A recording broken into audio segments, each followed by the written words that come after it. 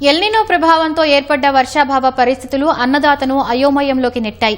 నల్గొండ జిల్లాలో గతేడాది 5.5 లక్షల ఎకరాల్లో వరి సాగు చేయగా ఈ ఏడాది 2.80 లక్షల ఎకరాలకే పరిమితమైంది.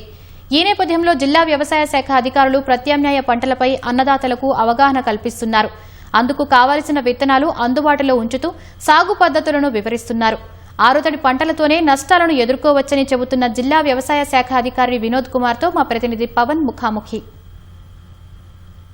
ఎల్నినో ప్రభావంతో రాష్ట్రంలో వర్షాభావ పరిస్థితులు ఏర్పడడం, కావాల్సిన స్థాయిలో వర్షపాతం నమోదు కాకపోవడంతో రాష్ట్రంలో రైతుల పరిస్థితి ఆందోళనకరంగా మారింది. ఈ నేపథ్యంలోనే ప్రభుత్వం ప్రత్యామ్నాయ పంటలకు ప్రోత్సహిస్తూ చర్యలు చేపడుతుంది. అయితే నల్గొండ జిల్లాకు సంబంధించి ఈ వర్షాభావ పరిస్థితులు ఎలా ఉన్నాయి, జిల్లా వ్యవసాయ శాఖ అధికారులు ఏ పంటలు సాగు చేయాలని సూచిస్తున్నారు, ఎలాంటి అవగాహన కల్పిస్తున్నారు అనేది మనతో మాట్లాడేందుకు జిల్లా వ్యవసాయ శాఖ అధికారి వినోద్ కుమార్ ఉన్నారు. ఆయన అడిగి మరిన్ని వివరాలు తెలుసుకుందాం. సార్, జిల్లాలో నల్గొండ జిల్లాపై ఈ ఎల్నినో ప్రభావం ఎంత మేర పడింది, ముఖ్యంగా ఏ పంటలపై ఈ ప్రభావితం అయ్యాయి సార్? వ్యవసాయ పరంగా 11,35,000 ఎకరాల సాగు భూమి ఉన్నటువంటి జిల్లా ఇది. దాంతో పాటుగా ఒక 70,000 ఎకరాల వరకు ఉద్యానవన పంటలు ఉన్నటువంటి జిల్లా ఇది. ఈ 13,35,000 ఎకరాలలో దగ్గర వర్షాధార పంటలు ఒక 6 లక్షల ఎకరాల వరకు సాగు ఉంటుంది. 5,35,000 వరకు ప్రతి సంవత్సరము వరి సాగు ఉంటుంది. అయితే ఇప్పటికే మేము గ్రౌండ్ రిపోర్ట్ తీసుకున్న ప్రకారంగా ఆల్మోస్ట్ వర్షాధార పంటలన్నీ కూడా సాధారణ సాగు పరిస్థితికి వచ్చేసినాయి. ఆల్మోస్ట్ సాగు జరుగుతూ ఉంది. కానీ ఒక వరి విషయానికి వస్తే మాత్రమే గత సంవత్సరంతో పోలిస్తే ఈ సంవత్సరము సాగు తగ్గే అవకాశం ఉంది. ఇప్పటికే గత సంవత్సరంతో పోలిస్తే ఎంత నాట్లు వేయాలనో అంత వేయకుండా ఉన్నది.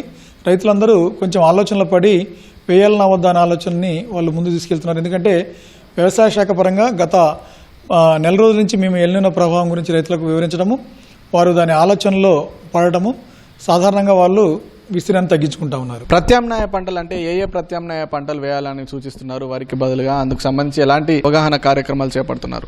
అయితే ఈ ప్రత్యామ్నాయ పంటలలో మనకు ఈ జిల్లాకు సంబంధించి ఎక్కువగా రైతులకు ఇంతకుముందు సాగు చేసే అలవాటు ఉన్నటువంటి కంది పంటని మేము ఎక్కువగా ప్రోత్సహిస్తున్నాము. ఎందుకంటే కంది పంట అనేది ఇప్పటి నుంచి మొదలుపెట్టి ఆగస్టు 30 వరకు కూడా వేసుకునే అవకాశం ఉన్న పంట.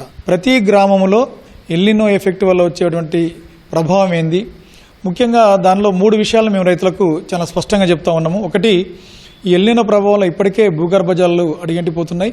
వచ్చే 1-2 నెలల పాటు ఇదే పరిస్థితి కొనసాగే అవకాశం ఉంది. కాబట్టి పూర్తిగా భూగర్భ జలాలు పోయే అవకాశం ఉంది. కాబట్టి ఈ సీజన్ అనేది వరికి అనుకూలమైన సీజన్ కాదు అనే విషయాన్ని మేము రైతులకు చాలా స్పష్టంగా చెప్తున్నాం. ప్రత్యామ్నాయ పంటల ఎంపికపై కార్యాచరణ ఏమైనా ఉందా సార్? ప్రతి గ్రామంలో ఏఈఓ పరిధిలో ఉన్నటువంటి రెవెన్యూ గ్రామము, ఆ రెవెన్యూ గ్రామంలో ఇప్పటికీ గత సంవత్సరంలో వేసిన పంట ఎంత, అదేవిధంగా ఇప్పటి వరకు వేసిన పంట ఎంత, ఇంకా ఎంత అవ్వచ్చు అనేది లెక్క కట్టిన తర్వాతనే మేము ఈ 2,70,000 నుంచి 2,80,000 వరకు మనకు విస్తీర్ణము వరి వేయకుండా ఉంటుంది అనే అంచనాకు వచ్చినాము.